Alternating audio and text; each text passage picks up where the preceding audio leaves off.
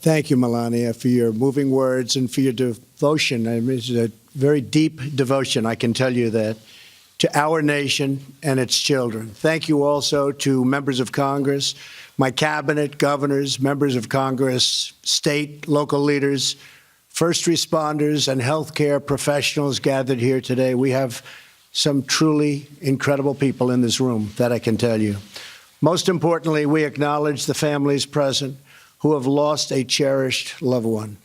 As you all know from personal experience, families, communities, and citizens across our country are currently dealing with the worst drug crisis in American history, and even, if you really think about it, world history. This is all throughout the world.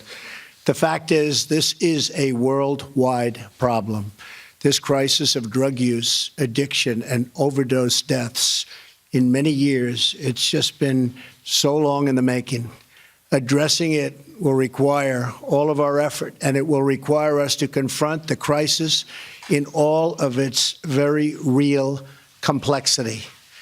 Last year, we lost at least 64,000 Americans to overdoses. That's 175 lost American lives per day. That's 7 lost lives per hour in our country. Drug overdoses are now the leading cause of unintentional death in the United States by far.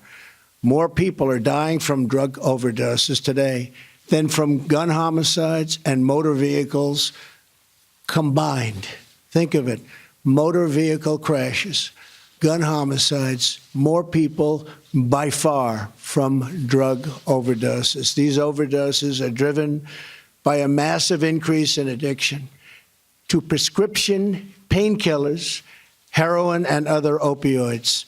Last year, almost 1 million Americans used heroin, and more than 11 million abused prescription opioids. The United States is by far the largest consumer of these drugs, using more opioid pills per person than any other country by far in the world. Opioid overdose deaths have quadrupled since 1999 and now account for the majority of fatal drug overdoses. Who would have thought? No part of our society, not young or old, rich or poor, urban or rural, has been spared this plague of drug addiction and this horrible, horrible situation that's taken place with opioids. In West Virginia, a truly great state, great people, there is a hospital nursery where 1 in every 5 babies spends its first days in agony. Because these precious babies were exposed to opioids or other drugs in the womb, they endure nausea, pain, anxiety, sleeplessness, and troubling eating, just the same as adults undergoing detox. Some of these children will likely lose one or both of their parents to drug addiction and overdose. They will join the growing ranks of America's opioid orphans.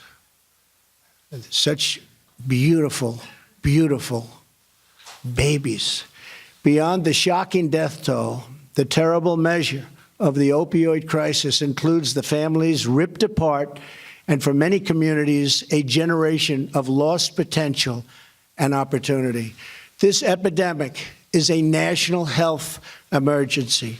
Unlike many of us, we've seen, and what we've seen in our lifetimes, nobody has seen anything like what's going on now. As Americans, we cannot allow this to continue. It is time to liberate our communities from this scourge of drug addiction. Never been this way. We can be the generation that ends the opioid epidemic. We can do it.